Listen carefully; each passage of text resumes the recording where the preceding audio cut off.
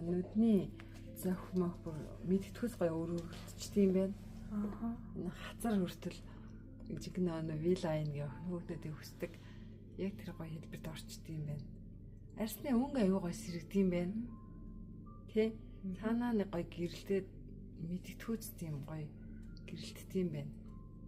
Арсыг хурдан хугацаанд гоёор эрүүл байлгахыг хүмүүхэн зорддог байгаа. За брендинг бүтээгдэхүүнийг ганцхан хэрэглээгээд хурдан хугацаанд таны хүссэн байдалд бол хүрэхэд маш удаан байдаг. Яг одоо ямар тохиолдолд арсандаа үйлчлэгийг авах ёстой вэ гэдэг талаар та бүхэндээ тайлбарлая.